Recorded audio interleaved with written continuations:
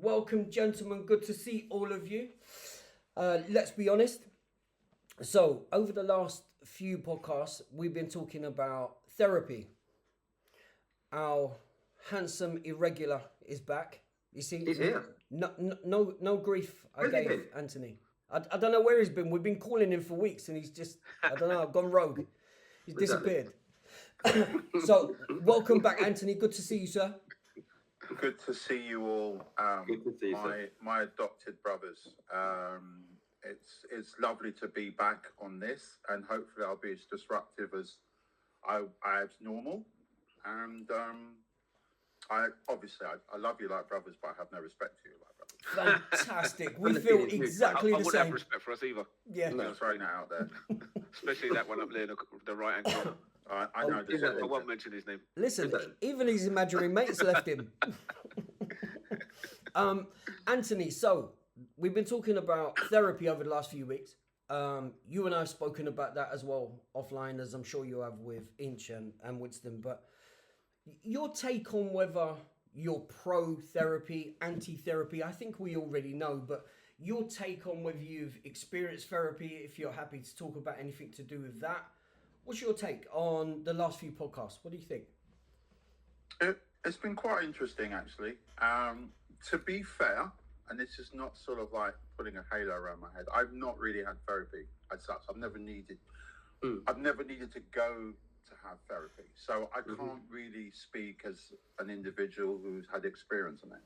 Yeah. I know people have had it, and I know people the pros and the cons I've seen. Some people have had it, and I've like, well, that didn't work, right? And in some people, I didn't know they had therapy, and then I can say, oh, I've had that aha moment. I said, now it makes sense because I can see a personality change. Certain things that they were doing before, they don't seem to have that same behavior, right?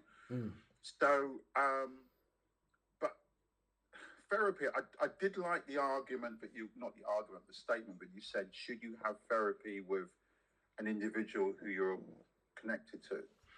And definitely, I 100% agree you shouldn't, right? Because of the connections you have emotionally with them. It's like if you go to your mum, if your mum's alive or whatever, when your mum's like, if you got in trouble, but it was kind of like maybe on the road, your first thing your mum would say, what happened, right? And you say, well, and then the child will go, but this happened and whatever. And the first thing emotion a parent will go, they get protective, don't they? Yeah. Who was it? What did they do? Yeah. And it's not until somebody's parent comes around and says, actually, it was your child, your son that did this. All of a sudden, the mum's like, right? So this is really what happened. But that first instinct is the protective instinct. So it's like if I go to a friend, go to your wife or partner, whatever, they're going to want to back you up. But they're not necessarily see both sides of the story because they're actually attached. And also the bias side of it. Yeah. How can you not have any biased reactions towards your friend? Yeah. You can't. You can try your best to detach yourself emotionally, but he's your friend. You've got a connection with him. So I personally wouldn't have therapy with anybody that's close to me. And I'd rather do it with a stranger, which I can literally open up, talk about myself freely without any sort of judgment at all because of my past experiences. So I do agree with what Nick said, and I thought that was a very good point to make out. So I can see the differences, and I still say what I said the last week, and I've done my research. There is still a bit of bias about it. There's still people like say, oh, I've had therapy, whatever. I'm like, okay, why? What was wrong? And you go, oh, because of this situation. Right, okay. Why didn't you just talk it out? You see, I wasn't talking about myself. I just gave an example. So it's still a little bit there. But then I said, well, come on, this is 2024. Then I get like, oh, you're right.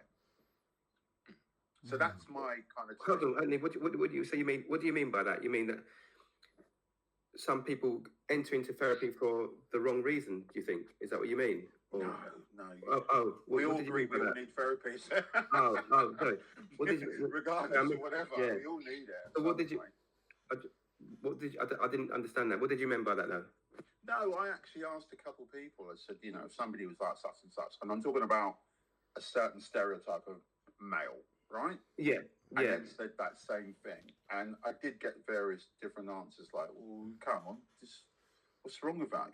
Come on, today is so weak. People so woke. That's Right, the okay. kind of answers I got. Yeah, And then I actually said, well, yeah. don't look at it that way. Look at it that we're Yeah. in a better time that we can actually express ourselves a lot Get better. you, Which means that people, young men who may have committed suicide because they had no one to talk to, they now can talk to people.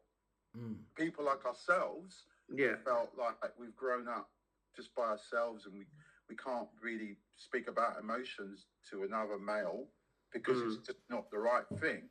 Now it's like, come on, guys, let's talk.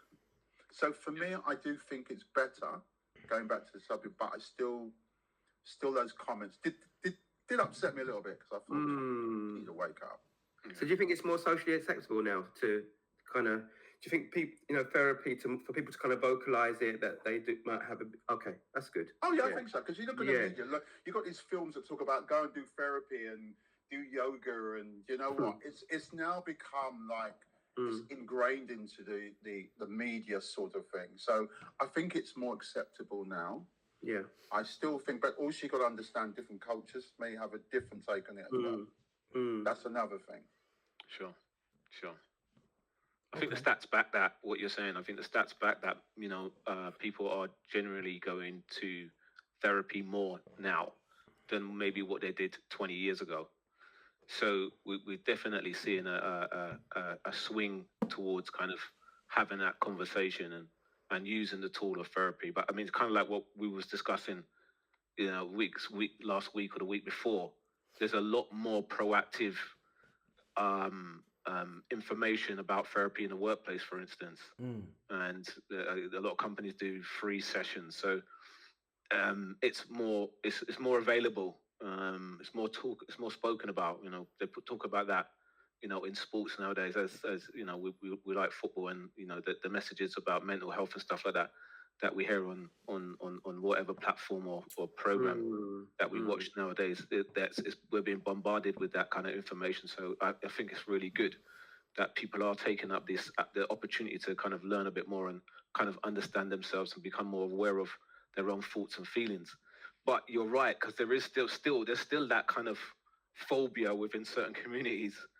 Don't want to go into too much detail about any specific communities, but yeah, there's still that hard person kind of mentality, and some people might just need that though. They're just not ready to kind of like open up.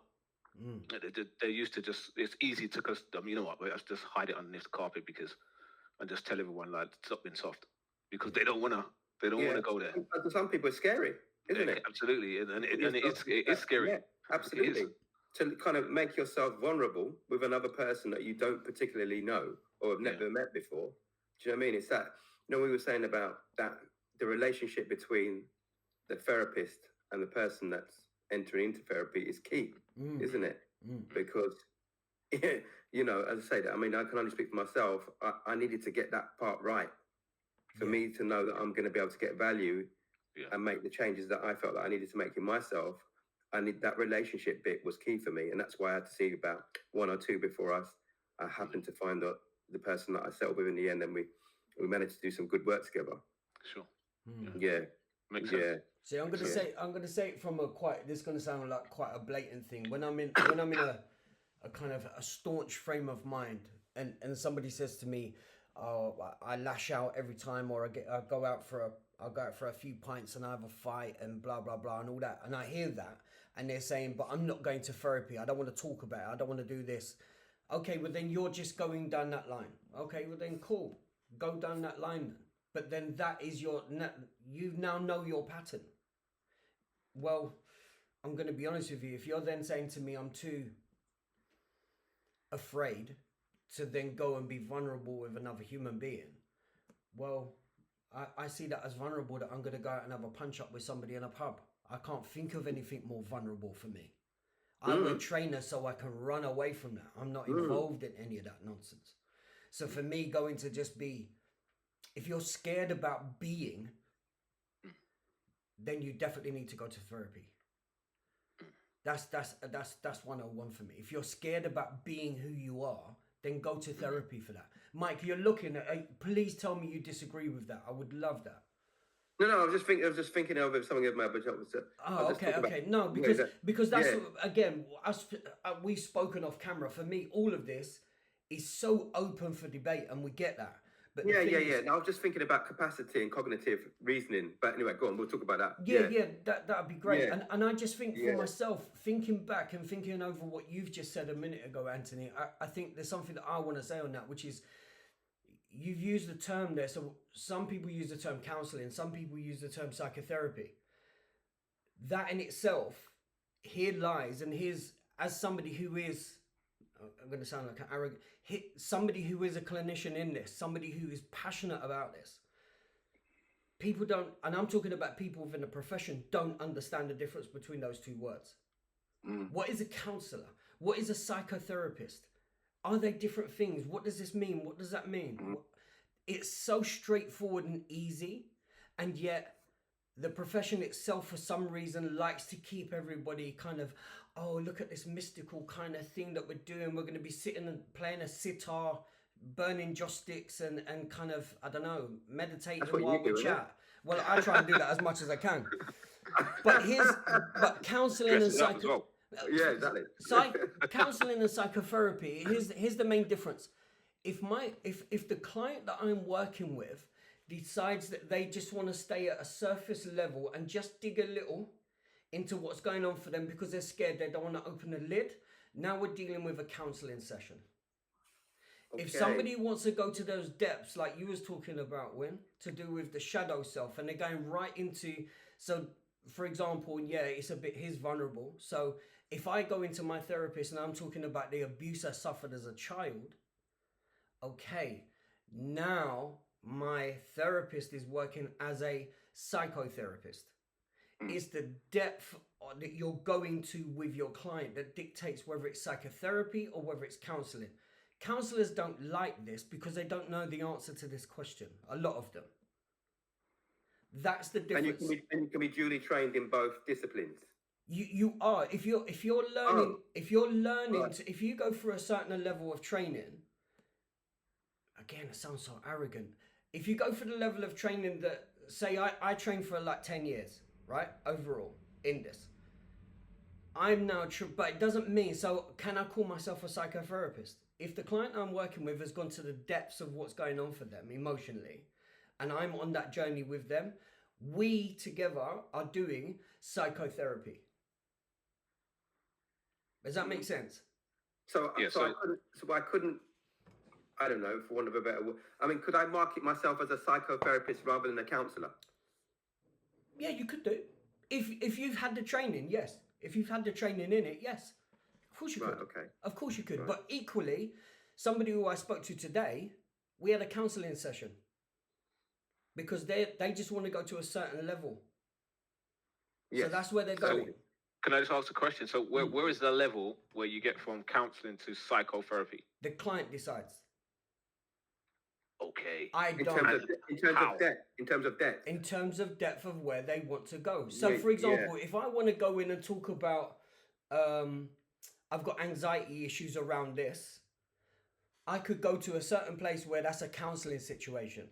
If I now talk about the trauma that happened to me as a child and I want to go right in depth into all of that, and now we're digging right to the core of who this one is, now we're talking about psychotherapy. Okay, cool. So is it, and it's the client leads this, not you. So you know, in a session, remember can see the way it's going. But sorry, Mike. Remember what I said before. The way that I work as a humanistic, person-centered therapist, the client always leads the session. They take me on the journey. I don't take them. So you wouldn't recommend or try and navigate the session into psychotherapy if you felt it needed to go in that direction? I would. It's that question is beautiful. Oh, right, okay. No, the question is beautiful. No, bear with me, Mike. I'm not taking the mick, bro. I'm not. Yeah. It's a beautiful question. What I'm saying to you is the client will decide where they're going.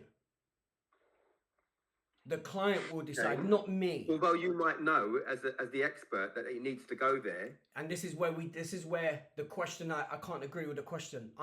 How can I be the expert on another human being when I'm not the expert on this one? Right, okay. I haven't got the expertise From a on this humanistic one. standpoint. From my standpoint. Now, if you're a psychodynamic therapist, they might lead you more. If you're a CBT or a behavioral therapist, they might lead you more. They still need your story to take it and lead it somewhere. For me, I never do. This is the client's job. It's the client's journey. They've got the hard work. Not to be said the word, people use the word psycho, which is not the right term. Psycho was only brought in, what's it, the 20th century? By media and TVs and stuff like that? I don't know. So actually, no. So the fact that you say that I'm a psycho is quite derogatory. We don't mean it. I didn't say you. You speak for yourself, You Win. attached me to a certain team when you said that before. You don't think I didn't hear you, know? It says it all the time. Can you show us the shirt that you lifted at the very beginning of this recording? Screen needs cleaning again. Because it answers the point that you just made. Absolutely. I better clean the screen again. Sorry. That's the third time I've seen that tonight. Your shadow shelf is coming out today. and we're playing tonight against Rangers, okay. believe it or not. Okay. That's gonna be good. That's good. Good. Yeah. Good. So overall, though, Anthony, I hear you say that you're definitely pro therapy, right? I am pro therapy. Yes, I believe that obviously there's different types of therapies. So I have done a bit of research on this, and obviously because I live with one, so I kind of have a little bit more of an understanding of the subject. And then when you talk about psychology, like I studied design psychology. I think I told you before. So, understanding people's behaviors, how they react, cause and effect, why people would do things, the journeys that they take, the reasons why they do things, if placed things, objects or situations are placed in front of them, and why they actually react in a certain way. That is a subject which I love because that's part of the things I do. So, yeah, I do believe in therapy, but But what type of therapy? I believe is slightly different because some therapies don't. I feel some therapies don't always solve the problem because there's healing part of it as well. And I think some people need to be healed, and then some people just need to expose the actual injury. So you've got like a scar or a little cut there, and it's not. You keep rubbing it, and you realise actually it's infected, but on the top surface, you think there was nothing there until you rub it and you realize actually it's infected, it needs something sorting out. But it's been disguised and you just live with it. But it actually needs something, attention. So for me, that's why I think sometimes therapy is good because it unearths a problem which you've just lived with all your life or you've been dealing with. But it doesn't mean that it's a good thing. You actually do need to deal with it. It just means that you've been living with it. Okay. Can I just... Sorry. No, Corinne, I'll finish. No, just following on from what you're saying there, Anthony. This question just kind of came into my mind. And do you guys think that sports, for instance, can that be therapeutic, or can you find therapy in sports? I found it. I've been doing martial arts for nearly 13, 14 years. And the way that it's got me through things, the way I think, and now I'm a trainer, and the way I can see the reaction it has on my students and how they think and how they analyze things, I think so. Okay. Nick, what would you say to that? Is that therapy or therapeutic? Is that therapy or therapeutic? This is why I wanted to ask Nick the question as well, because so for me, I've had experiences very similar to Anthony's in terms of what sport has done for me, what I regard as therapy. But it might just be therapeutic. But Is there any correlation, any connection? There's definitely a connection, but here's the way I want to take this. There's a guy over here who studied addiction and depression. A guy called Johan Hari. Hugely influential. I love his take on depression and the problems with the brain. There's another guy who's quoted him as well called Gabor Mate. Now Gabor is he's up there for me. He's a great guy. Now, Johan Hari basically traveled all around the world looking at depression, looking at clinical depression. And one of the places that he went to was Vietnam. And this is when his world shook, and mine too, when he explained his story. So he went to visit a farmer who unfortunately worked in the rice fields. And he got an infection in his leg and he had to have his leg amputated. And Johan Hari went there with the medical team, and afterwards, Johan asked the doctor, right, so have you got in some antidepressants? And he went, yeah, we've ordered it. The antidepressants come in tomorrow. So he was like, okay. He said, what antidepressant is it? And he said, it's a cow. So Johan Hari said, it's a what? It's a cow. Now I can name a few antidepressants. I've been on them. So when he said a cow, he said, what do you mean? So he said, look, he's had his leg amputated. He's not in a good way. But one thing he's always wanted to do is, he's always craved to be a dairy farmer. So we've ordered him a cow. And the cow is going to be his antidepressant. Now, I didn't really understand it until my first visit myself to Asia. So when I went to Chiang Mai, I said this to you, Win. That's my antidepressant. That city is my antidepressant. I do not need any chemical influence or talking therapy while I'm there. I just need to be there. So that's the way I will answer it. So for Anthony, his martial arts and his sports, that's his therapy. No one can deny that because Anthony's decided that. Winston, for you and I, it's been football. For Mikey, it's been football, right? I was going to say one or two other things, but football, right? It's been... I was thinking of Patball as well, bro. I was thinking of Patball. Yeah, Patball, yeah. Patball. What did you think I was thinking about? But Patball. No, I thought the Invincibles. But anyway, as you were. Why did you bring that up? I have no idea. He always turns things left. I don't know. It just came to my head. I'm sorry. What the hell? It came to my head. I'm sorry.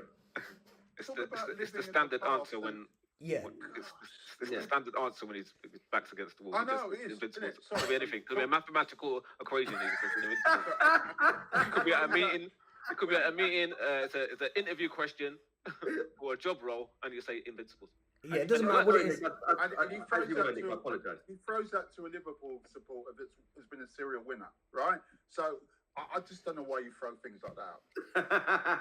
Do you know Liverpool supporters just look there and go, "Really? You had a couple of good just fall seasons? asleep. We've always had good seasons." No. Just before, sorry, listen, I know this podcast is about the therapy thing, but just a question on this, because we're talking about football for a second. Yeah. Anthony, your opinion. Mike, please don't respond to this for a second. Win, please don't respond to this for a second. He can't help himself. Anthony, the floor is yours.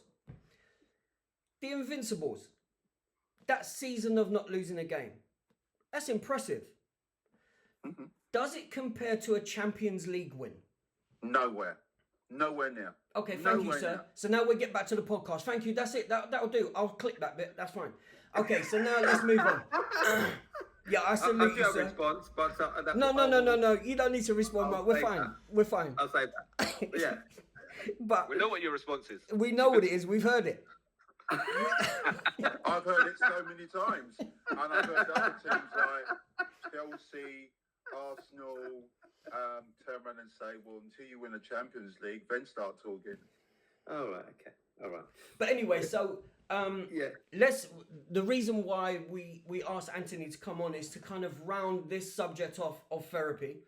And we've got another, Anthony, we said to you at the beginning of this, before we come on air, as it were, we've got a subject that we want to move on to.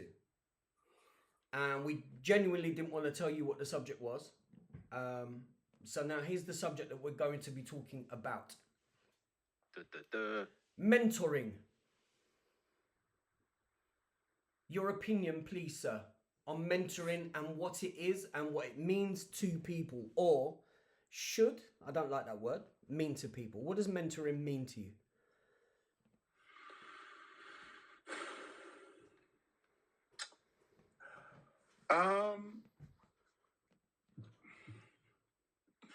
Good. Yeah, kind of. You don't have to go into detail because we're going to have you on the show to talk about it in detail. Yeah, because I've kind of mentored, and I've had mentors, but I've not had a direct mentor where I can say that person, I've reached out to him, and you know, I speak to him all the time. I've been mentored by people who I've worked around or been around, and they've mentored me to do a lot of things which I probably would never ever have been able to have done without being around them. You know, you are who you, they say you are what you eat. I say you are who you're surrounded with, right? Beautiful. So if you're surrounded by like-minded people or individuals who have the same direction, same path as you, same aspirations as you, have that same kind of energy, that spirit, it's infectious. And when you're down, they pull you up. And when you're up, you can pull them up if they're down. Right. And that, I think that's a different type of mentoring. But as for maybe a career mentor, I think it's still the people that I've been around, because I've been lucky enough to be around people that have very got that entrepreneurial spirit, do have that, well, you've lost your job, get on with it, right? You don't give me excuses because of race, age, this, that, and the other, because I can point 50 people down the road who've been worse situations than you, and they're now CEOs or they now own their own business. So I don't want to hear that. It's excuses. Sometimes what you said, Winnie, sometimes you need a bit of tough love, but that's kind of what a mentor will do, because sometimes you just feel as though I don't know what to do. And that's what their job is in a way. It's like, well, look, I started off worse from you. I can tell you how I did it, but you still have to do it. You have to take your own path. You still have to get up in the morning. You still have to click on your laptop. You still have to do the research. But I can tell you it works. And I believe in you. And that's one thing I do love, is when I speak to anybody, any young person, and I believe in them, because I feel like every young person has a chance. Yeah. As long as they're put in the right environment. 100%. Love that. Mike, what do you think to this subject, Mike? Oh, I'm excited about kind of exchanging views on this, to be honest, because I think, you know, I don't want to say this, but, you know, a lot of young people don't have, you know, a mentor really, or somebody that they can kind of bounce things off, or be able to kind of get some direction from. But it's, my thing is, what makes a good mentor really? What would somebody look for in a mentor? I agree with you, Anthony. If I look at my own kind of path to where I am now, you know, I can think, you know, there's been loads of people that have actually given me direction or given me an opportunity, or I've been around and I've learned from. So I kind of believe in kind of paying it forward.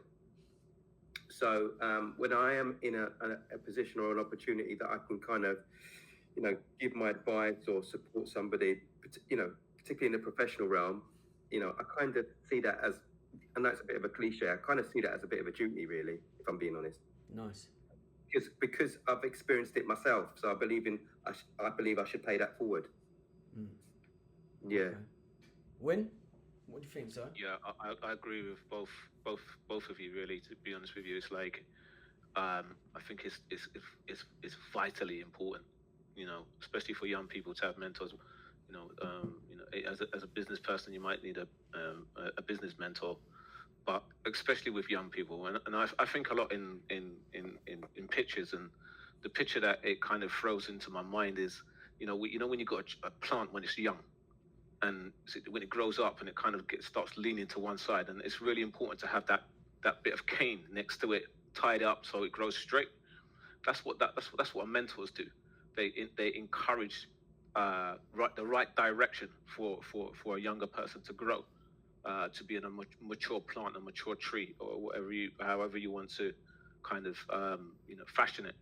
but that scaffolding is really needed, and I think mentoring certainly has helped me as a youngster, and I've certainly paid that back forward, just like what you guys said, to the younger generation that spent a lot of time kind of working with young people, and it, trust me, it's really helped, and I'll touch on that when we have the discussion next week. I can just say last thing. This is delicate. So I might get thrown out for this. Oh no, you will. You will get thrown out. Sorry, Anthony. You set me up. Oh, You not took again. the words out of. Oh, here we Not go. again. Can a parent be a mentor? Can we leave that as Very interesting, isn't it? Can we leave that as an open question, because that We is leave that as an something open that we're question, definitely yeah. going to talk about. Yeah. So, Well, and yeah. this might play into that. And if I can just say a big part for me, that if I was going to a younger person, if they said, show me a mentor, who do I need to go and kind of take guidance of? I would hope that they would have somebody that's going to teach them how to think and not what to think. That's a huge part of it for me. Teach a person, just teach our babies how to think, not what to think. And there's a huge difference. And I'm not saying that when they're very little, of course there needs to be rules and boundaries in place. Of course there does. Absolutely. However, teach people how to think. I mean, going back to what Winston was talking about last week with Cole Young, one of his famous quotes is, people are very quick to judge because they can't think. They're unable to think, which is why they judge. And there's a lot of people out there that unfortunately that applies to. You know, it goes back to what you were saying when about the fingers pointing back at you when you're pointing, etc., all of that kind of stuff. Yeah. So Anthony, thank you so much, sir. It's been a pleasure to see you as always. Thank you, Anthony. You can leave that shirt somewhere else though. Next time you come back on, please. You know. Apart from that, it was really good to see you. Can I ask you your t-shirt? What does it say? Show us that t-shirt. High five. Yep. Good vibe. I like that. Right. So I Right. designed it myself. So I'm starting my Okay. own, got my own design branding I'm doing at the moment. So did you This is what I mean about entrepreneurship and being around people. did you print that yourself? Sorry? Did I you get? designed that myself. Okay, and you just sent it off to get printed. Yeah, it gets printed, yeah. Nice. I like that. It's good. It's nice. Yeah, it's nice. Just wanted to big you up for that, Anthony. Thank you very much, sir. I'm going to stop this recording now, and then the cursing can continue. It's a wrap. Thank you. Thank Bye-bye. you.